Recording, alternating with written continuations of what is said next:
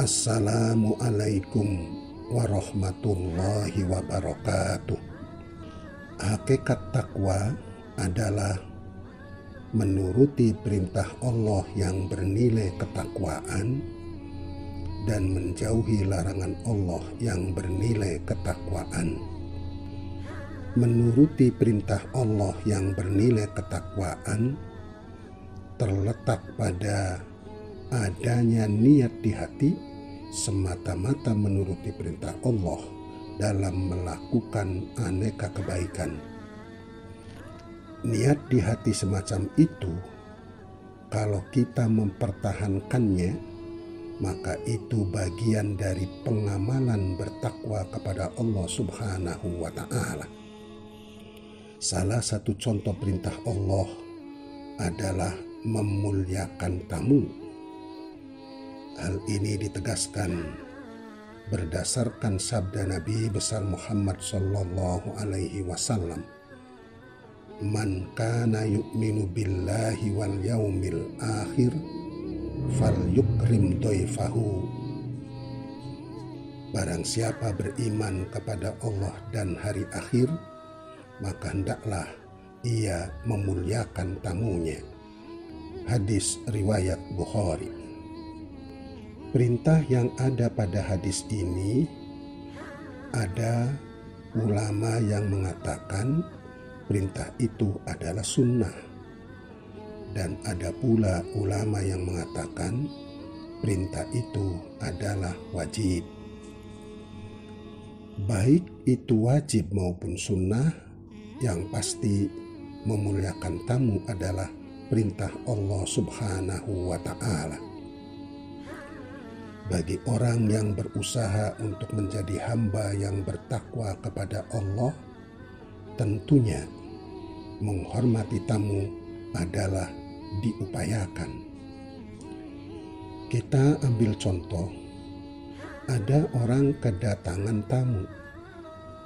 Kemudian orang itu tidak berniat melaksanakan perintah Allah menghormati tamu. Setelah itu, dia menghormati tamu. Tapi karena tamunya itu mengesalkan, menyebalkan, maka muncul di hatinya ketidakcocokan kepada tamu itu. Akhirnya hatinya kesal, benci, ingin rasanya tamu itu segera pulang. Bahkan hatinya ingin mengusir tamu tersebut, tapi hal ini tidak mungkin dilakukannya.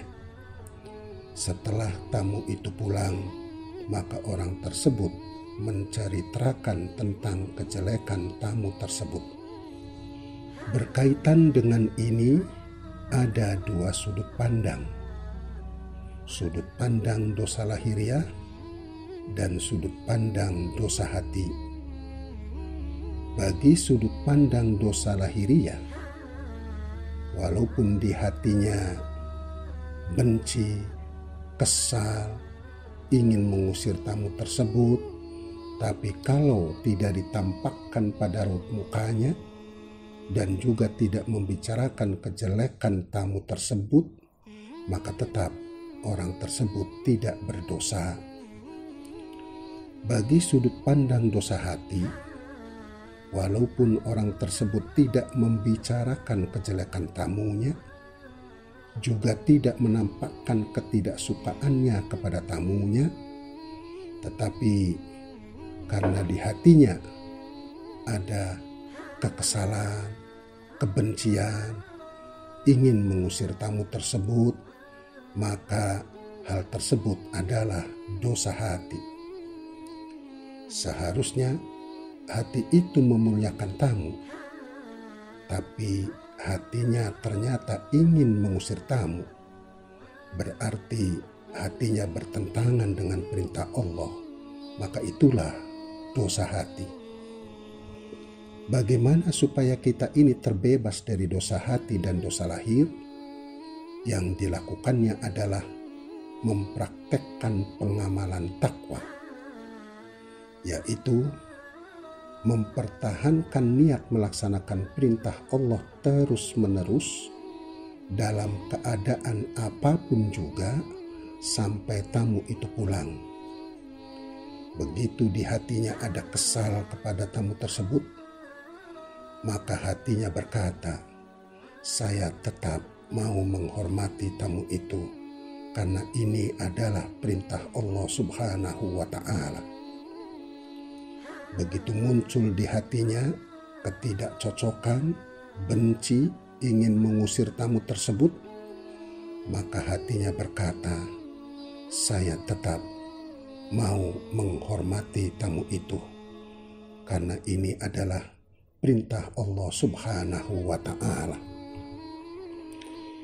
Terus-menerus mempertahankan niat semacam itu sampai tamunya pulang, itulah praktek pengamalan takwa kepada Allah Subhanahu wa Ta'ala terkait dengan menghormati tamu.